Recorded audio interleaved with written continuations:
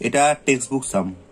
দেখো একদম বাচ্চাদের, হ্যাঁ, প্রথম যে ভগ্নাংশের যে সমস্ত লসাগু, সরল, যোগ বিয়োগ শেখানো হয় সেগুলো, ঠিক আছে। এ দেখো 2 - 3/5, তো 2 এর নিচে কিছু নেই মানে 1 আছে, 3 এর নিচে 5 আছে। 1 আর 5 এর এলসিএম বা লসাগু হচ্ছে 5 × 5। এবার কোনাকুনি যদি এর কিছু নেই, 1 আছে নিচে, তাই এই কোনাকুনি মাল্টিপ্লাই করো। 5 - 2 কত হয়? 10, মাইনাস এর যেহেতু 5 মিলে গেল, তাই ওপরটা যা আছে রিমেন আনচেঞ্জড। তাহলে 10 - 3 কত হয়? 7। অ্যান্সার হয়ে গেল 7/5। একইভাবে পরেরটা করবো, বলো। এরও এলসিএম 8, 8 × 4 = 32 প্লাস 7 বসলো, তার মানে 39 কত? 8। এবার দেখো প্রত্যেকটাতেই এগুলো ইমপ্রপার ফ্র্যাকশন আসছে। ইমপ্রপার ফ্র্যাকশন কাকে বলে? যার ওপর নিউমিনেটর বা লবটা বড় আর নিচের অর্থাৎ হর বা ডিনোমিনেটরটা ছোট, তাহলে এগুলো সব ডিভিজিবল, ভাগ করা যাবে।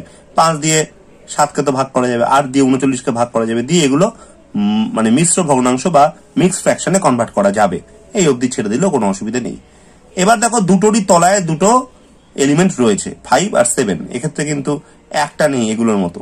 তাহলে 5 আর 7 এর এলসিএম, এলসিএম মানে লসাগু। 5 আর 7 এর কোনো কমন ফ্যাক্টর আছে? উৎপাদক নেই, তাহলে না থাকলে গুণ করে দেবে। 5 × 7 = 35।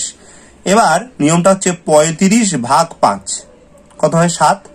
এবার 7-এর সঙ্গে উপরে 3 গুণ 21, প্লাস আছে প্লাস দিলাম, মাইনাস থাকলে মাইনাস দিতে। 35/7 কত হলো? 5। 5-এর সঙ্গে উপরে 2 গুণ করলে 5 × 2 = 10।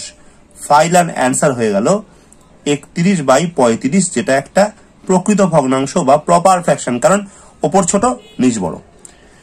লাস্ট এটারও দেখো এর নিচে কিছু নেই, 1-এর নিচে, তাহলে 11 হলো এলসিএম। 9 যেমন আছে বসলো, মাইনাস কোনাকুনি গুণ 11 × 1 = 11। 9 থেকে 11 বিয়োগ করলে -2, -2/11 ইজ দ্য ফাইনাল অ্যান্সার।